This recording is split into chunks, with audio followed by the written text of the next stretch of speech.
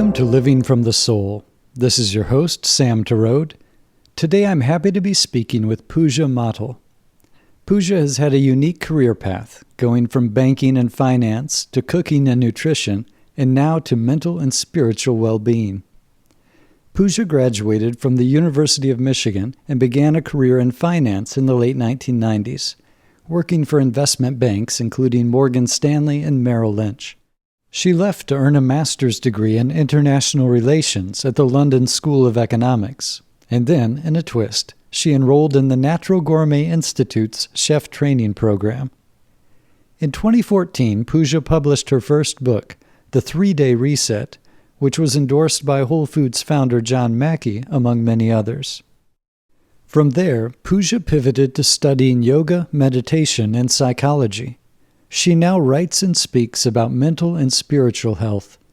She created the Calm and Free podcast, writes a blog on LinkedIn, is an affiliate of Stanford University's psychology department, and is currently preparing a new book and podcast series about what makes for a truly successful life. Be sure to visit her website, poojamottl.com. That's POOJAMOTTL.com. And I hope you enjoy our conversation. Hi, Sam. Hello, Pooja. What a pleasure to meet you. Yeah, I've been enjoying your podcast and following your blog and really appreciate your perspective and your way of putting things, so I'm excited to talk. Thank you. Well, you and I are both from Michigan, it turns out. Both grew up in Michigan. Where are you from? I was on the west side in a small town called Hastings. Wow. I pride myself in knowing a lot about Michigan, and I haven't heard of that city. I have, good friends from Kalamazoo, Grand Rapids area. And of course, I'm from, Ann Arbor is really a suburb of Detroit. So I know, a lot of kids from the Rochester Hills, that area. Great to meet Michiganders. I think we have a similar mindset. Growing up, I always thought there's so much a focus on New York and LA people and thinking, we're just as good, even though we're ignored. Similar thoughts. Absolutely. Well, I grew up, I would say, backwoods Baptist, grew up in the fundamentalist Christian tradition. Did you have a spiritual background growing up, or? I didn't. Sam, my father came here in 1959 from India and wanted to be an American from the start, from the time he set his foot down here, and loved this country so much. Was a big fan of JFK at the time, and he met many politicians. He originally was in Minnesota and just kind of really embraced American culture. And I was pretty much raised as a traditionally, American Midwesterner, and didn't really have the experience that you did, however, from a religious perspective. I would say that I grew up in a very liberal town. Ann Arbor is quite liberal, with so many different cultures and ethnicities, people from all over the world studying and working at the University of Michigan. So in that respect, I felt very grateful to be around so many people and kind of be in a little microcosm of the global population, so to speak, and had friends from many different backgrounds and religions, but I myself didn't grow up in a religious family per se. Yeah, that's interesting. Did you have a Hindu tradition going back further in your family? Of course, both of my parents, both of them grew up in India, and their parents, my grandparents, of course, were Hindu. And their childhood had, of course, a lot of these traditions embedded in it. And they wanted to teach them to me and did many things, but they were very busy, to be completely frank. Growing up, both my parents worked full time. And I think we did what we could in terms of traditions and customs with regard to Indian food and Indian cultural events, of course. But my parents were I think they were very focused on raising me kind of the way all of my friends were raised. I wasn't raised in a very traditional home where there were organized beliefs or organized ways of kind of doing things in connection with Hindu customs. That's neat. It's quite an advantage in a lot of ways. Yeah. Well, I want to touch a little bit on the spirituality because you sent some very profound questions over. And one of them was really about spirituality versus religion. And this idea to me is very important because there's a big distinction. I would say I'm more spiritual than I am religious.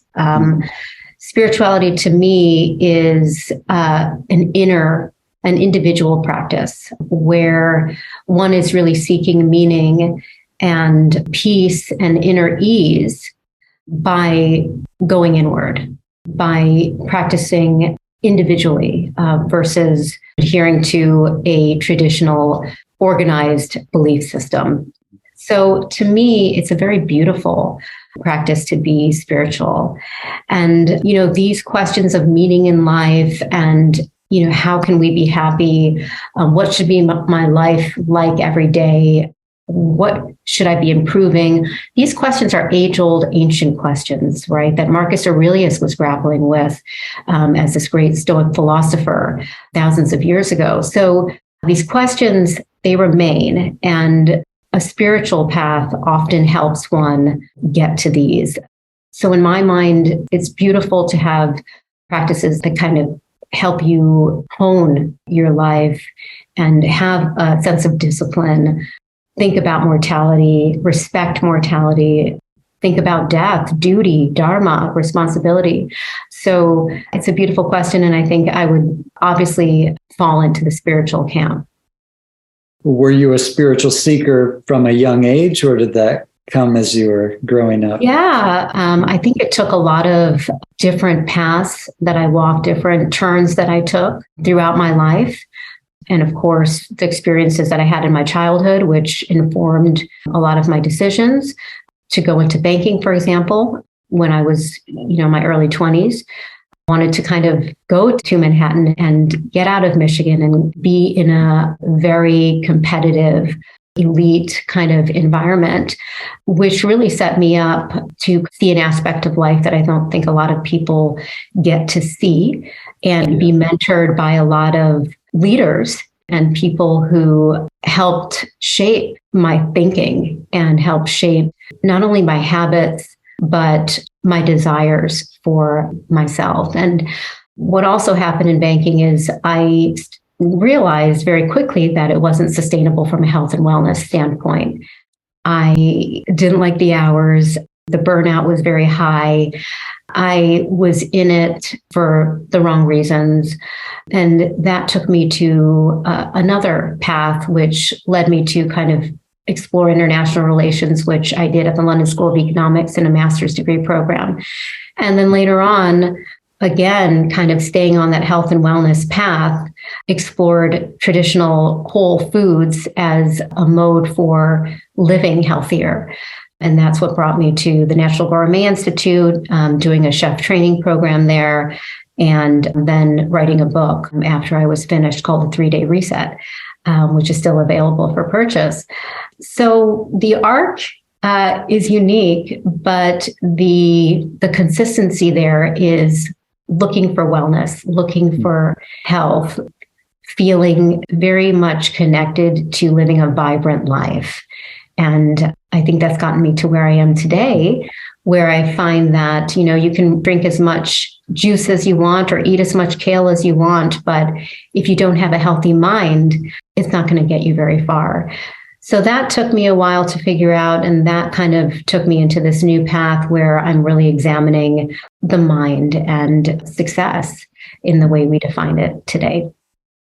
Yeah, it's fascinating how it was a winding path, but it all ties together in the end. Yes. You said that you went into finance for the wrong reasons. I'm curious, what are the right reasons? And is it possible to have a healthy, balanced life in that high-stress world of banking? Yeah, what a great question. The answer is yes. A lot of people go into these high pressure but high reward careers, very lucrative careers, because they're driven and they truly enjoy the game of it, and they're competitive by nature, and they enjoy business and finance and venture capital and truly innately just fit into these fields very well. There are many that go into it maybe ill-fitted for it, not suited as appropriately as the others, but are there because they're driven by money and power and influence. So there are two camps that do it. There is nothing wrong with wanting external success. And I think we've gotten so far, especially as a culture and as a country, on ambition and wanting to find abundance in a lot of different ways. And so much good has come out of it. I think where some are steered wrong is when the internal brakes aren't around and the mind is constantly driven by greed or driven by a scarcity mentality where people don't think they have enough, yet they do in spades. Or if, for example, they're chasing and can't find satisfaction, so they just can't stop because the satisfaction is actually internal, but they are looking for it externally. So to answer your question, you'll find both types of people, a whole array of people in these fields, some well-suited and others not. But to be a person who's very well-suited to these fields, it's just like finding someone who loves to play tennis and they become a professional tennis. They're, Nadal or Federer, and they're the master of their craft. It's great when people find that realm for themselves. Were there any particular books you came across or speakers who provided a wake-up call to you at that stage in your life and made you think that you were meant for something different or something more? I wouldn't say it was from books in particular. I think it was a sense that you get in your soul where you are connected enough to yourself and you have courage enough to question what it is that you're doing and follow and respect that signal and those signs. And I think, as I mentioned, courage is a very big part of this, and fearlessness. You have to be brave and courageous enough to go your own way, to take that individual path that Walt Whitman describes so beautifully in so much of his poetry, and not be someone who follows the masses, and really just follow your heart as much as you can. And I'm not saying many people or everyone can do this. We all have financial burdens. We all have needs financially that we need to meet. But once those needs are met, you have more of these options to follow what it is that truly suits you and hopefully serves the world. That's great. Health and nutrition is something I never gave much thought to until 2010. I caught mono, and that was the most profound experience I had had of the mind-body connection. So it was a physical illness, but it resulted in so much depression and brain fog. And I thought, okay, I've got to get my nutrition together, my health together. That caused me to embark on years of reading, listening to podcasts about health and nutrition. I wondered if for you, was there a particular spark that got you interested in health and nutrition, or was it a thread throughout your life? Yeah. Well, thanks for sharing that story. I grew up, my mother, Sam, was incredibly health conscious. So she used to always talk to me about fiber and eating unprocessed foods. And I think that, along with an innate desire to be healthy and well, I was an athlete growing up, and I played a lot of sports throughout my childhood. And I knew how it felt to be physically at your peak or physically well. And it's a beautiful feeling to be able to thrive that way. I kept that, I guess, throughout my life. And I know now that it's yin and yang. You really need both. And they work together, the mind and the body, don't they? Physical energy expenditure, physical fitness helps ease the mind. So you'll hear a lot of runners talk about the meditative state that they get into when they're running long distances. At the same time, when you ease the mind, you ease the body. They're connected so beautifully and intricately. There's a beautiful study done at Stanford University in the C-Care department under Dr. Jim Doty, and he talks about compassion as a means to lower blood pressure and boost immunity. So the more compassion we display in our lives or have within us, we are more at ease internally. We have a better immunity. We live more in our parasympathetic nervous system. So we're not in the fight or flight mode. We're in the rest and digest mode. So that's an example of when your mind is at ease, your body is at ease. I think the ancients knew this, that they work in tandem. So I'm a big fan, of course, as you know, of being well in both of these realms. Yeah, you said that you were a high school athlete. I would be the opposite of that. Really didn't do much physical activity at all through high school, college, and early adulthood. And so I defined myself as an artist and intellectual and thought, oh, I'm different from athletes. I'm not supposed to do that. Mm-hmm. And then it was only in my mid-30s that I started exercising and seeing the connections that, oh, this makes my mind feel much better too. And I came to admire that ideal of the scholar athlete that was something completely foreign to my experience in high school and college. Yeah. I think if you do it right, you become better intellectually with the physical aspect. It elevates you in a holistic way. So if anyone can make sure they hit all aspects, spiritual, physical, mental, and really work on all of these, that's really the pinnacle of a happy, well life. Yeah. When I got into health and nutrition, finally, I read a book about the effect on children too, and how running or exercising before school can really help with focus and the ability to function well in school. And it was always frustrating to me how much of school is just sitting at the desk. If I could have any influence over schools, it would be getting a lot more physical activity, breaks throughout the day. I think that would really help the kids at all levels. Yes. Well, I have two young ones. My youngest is 5. And at her current school, that's what they do. They have them outdoors in the very beginning of the day. They take a lot of breaks. The children are constantly outdoors at free play. So it's great to see some of that incorporated in modern education. That's great. Was there anything that changed in your transition sort of away from this health and wellness world? Or not that you've left it in any way, but transitioning more into mental well-being and spirituality in the past few years?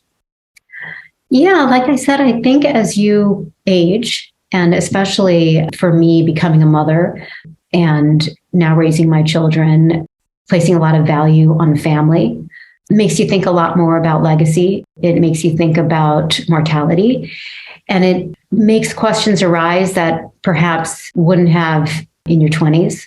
I think we go through various stages of life, kind of like the seasons, where we're young and it's spring and we're looking to prove ourselves in the world and we're looking to make connections, build relationships, build the basic pillars of success as it's traditionally defined.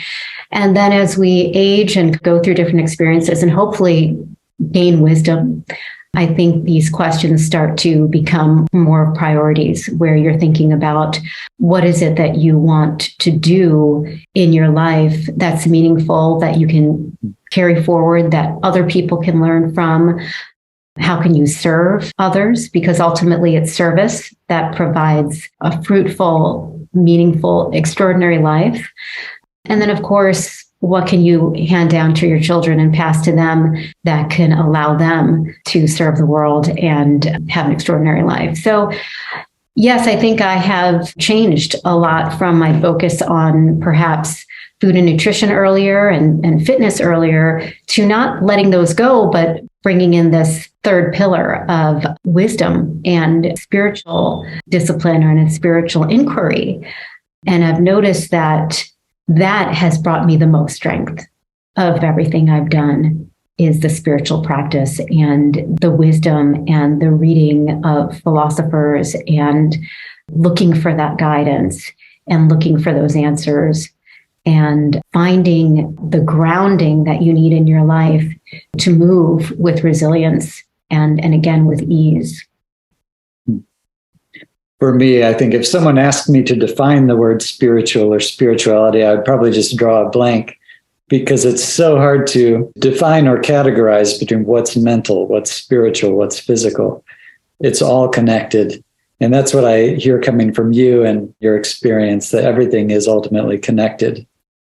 Yeah, absolutely. And you can also talk about it in terms of a lot of what we do every day is individual, but we're all connected. We're a collective. And I think the Vedic scriptures, ancient Vedic scriptures, talk about this idea of individual versus collective. And we're connected not only to each other, we're connected to nature, we're connected to the universe, we're connected to the cosmos.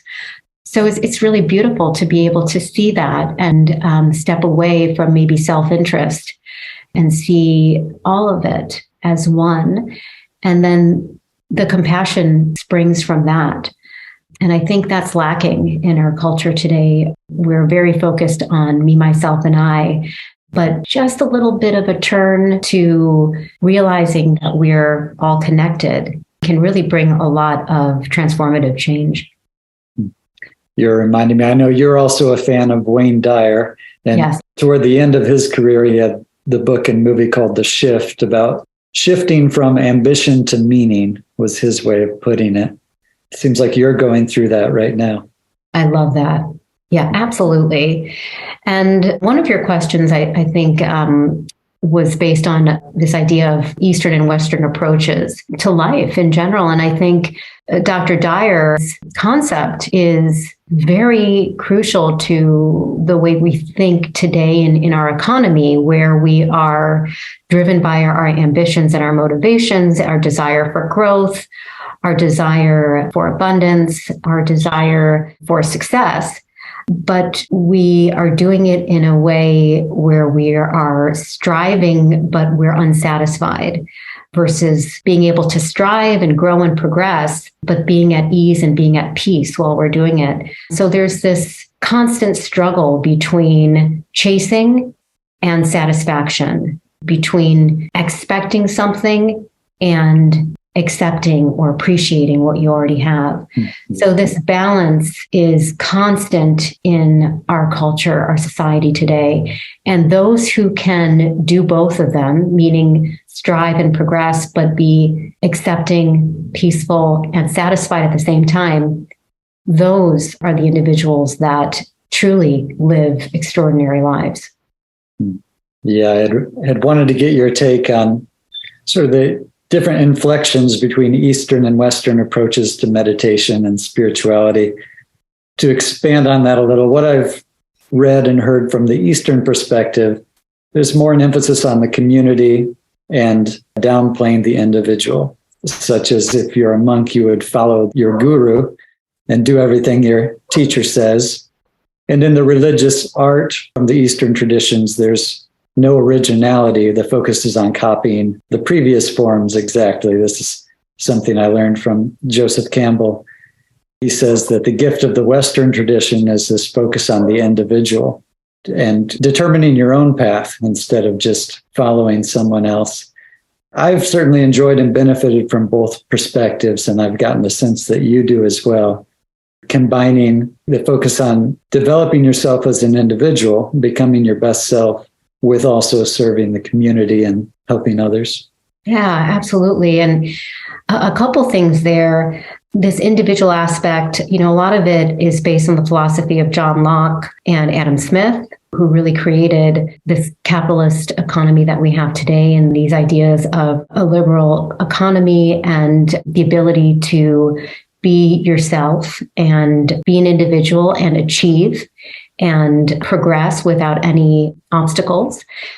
That was really, to me, a break from traditional Catholicism, really, where the Protestant versus, the Roman Catholics, of course, really were much more interested in kind of following tradition, as you said. So that is interesting if you look at the progression and the evolution of the Western economy. If you think about religion or spirituality in the Eastern sense, I would say that it's also quite individual in the sense that, of course, you might have a guru or a teacher that can help guide you, but the practice is more of you. It's an individual practice where you are not really beholden to certain scriptures or belief systems held by a broader community. It's really you as an individual that are on your own journey. So in that sense, I find it very individualistic. At the same time, like you said, there is this desire to serve a collective good or to serve. And I think that's also not particularly only Eastern. You see it a lot in the Stoics and the ancient Greeks, who were very interested in that idea of collective good and doing good in general. So I think the ancients really had it right, no matter where they were on earth. They knew that we're here to help others and to also live with peace inside and happiness inside.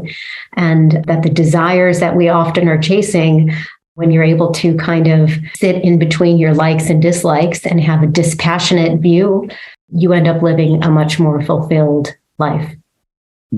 It is amazing, the wisdom of the ancient philosophers, and even going back before them, the mythologies of the hunter-gatherer tribes and such.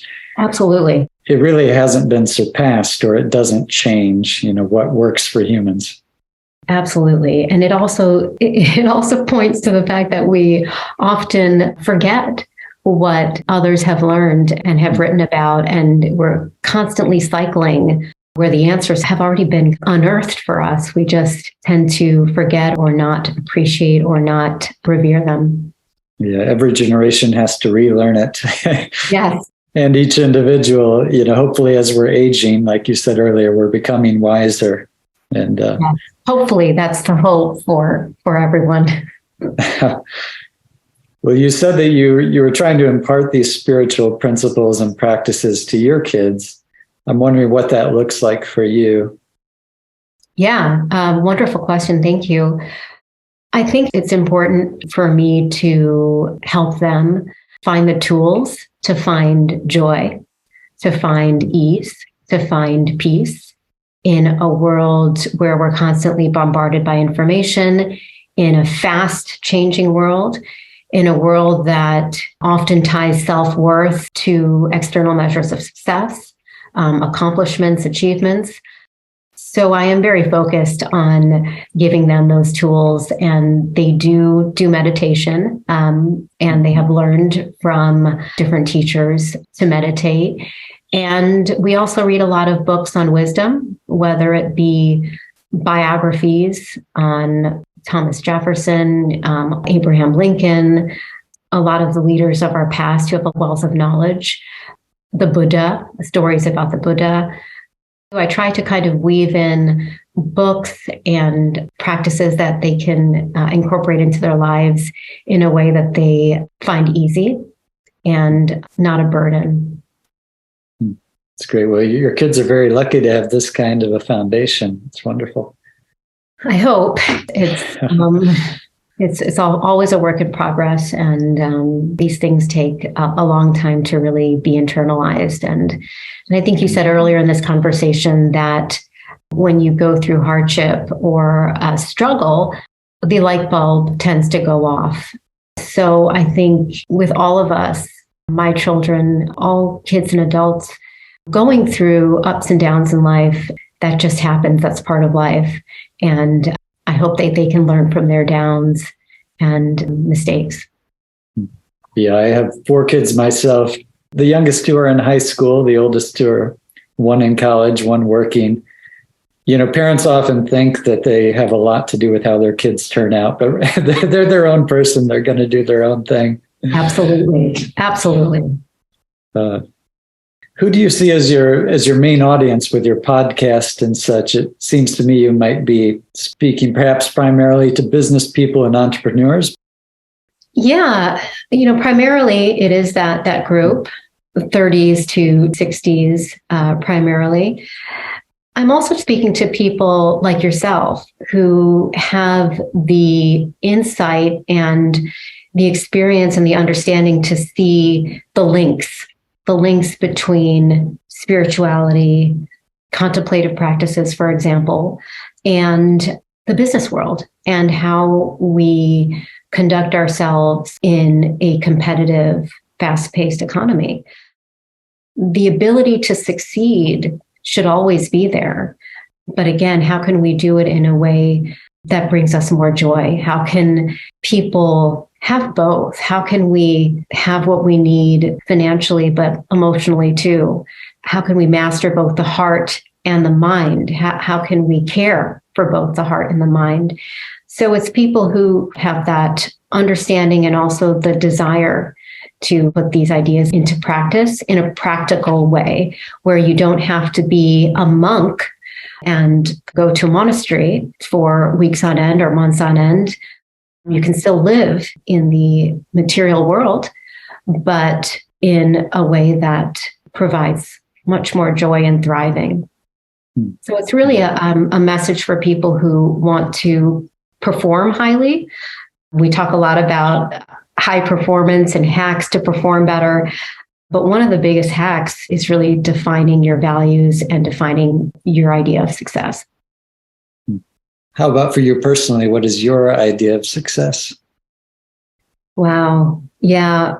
My idea of success would be raising children who have the tools to deal with life and move through it gracefully, and move through it with joy, and move through it with compassion, self-compassion and compassion for others, and move through it with idea of service. Number one. And number two, myself be able to uplift others in the world through my work, and to have my work have longevity to it, and have, again, the ability to help people have a better life. Well, I've enjoyed your podcast quite a bit. It's called the Calm and Free Podcast. It's been on pause, and I got the impression from your website that you might be changing the name when you pick up again. So what are your plans? Yeah, absolutely. I'm currently writing, and the next season will be with guests who I've interviewed for certain essays and pieces of my upcoming book. So hopefully that will launch in the next few months, and it will be different than the Calm and Free podcast. It will be more focused on success and more focused on the chasing of external measures of success. Will it be located in the same place? So if people subscribe to Calm and Free, the new episodes come in, or is it going to be separate? It's going to be separate, and I'll have that link on the website. Yeah. Okay. Thanks for asking, Sam. Well, that's exciting that you have a book coming up. So this is on success and being satisfied. Is that the theme? Yeah, the general theme is how can we end the constant, relentless chase for more?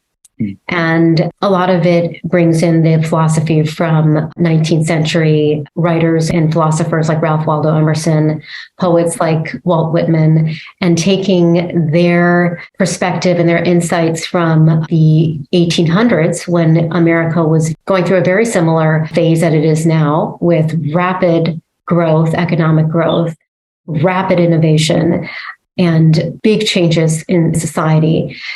So they had a lens to that, which I think if we apply to today's world, can do a lot of good. So it mixes that kind of philosophy with some of my experiences of the 21st century. That's great. Well, of course, Emerson is my favorite, and I love Whitman as well. So I'm really looking forward to hearing your take on that. Yeah, I enjoyed your book immensely. Thank you for writing that and sharing that with the world. Yeah, thank you. Well, do you have a favorite daily mental or spiritual practice that you do that sets your day off in the right way? Yeah, I have a pretty solid routine. Every morning I try to get up before I see the sun, or, just at dawn, and I go for a walk. So I take up about a 10 or 20 minute walk, depending on what my kids are doing that morning. And then I usually set an intention for my day. And I usually write down a few things about myself and about how I feel and want to feel during my day in my journal. And I do a little physical activity just, for 10, 15 minutes. And then I start my day with my children, take them to school. So that's usually how I start every day. At night, I journal. And that has been a constant for me for a while. And it has really helped when you can put your thoughts, the thoughts that are constantly tangled up and moving around, jostled up in your brain, you put them down on a paper. It tends to really give you an amount of clarity that provides a lot of peace of mind. So those are two things that kind of anchor my day. The morning affirmations and intents, the walks, and my journaling at night. And you might know I'm a big fan of nature. So anytime I can get a glimpse of the moon, understand where we are in the moon cycle, take a hike in nature, all those things are very grounding and I relish them.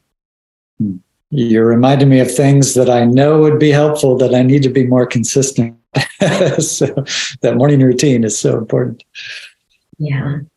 It's beautiful. The precious moments in silence when no one is, the world is not awake and the sun is still making its way up. And if you're lucky, you can see some stars. That to me is a morning well spent and a morning that can set your day up for success.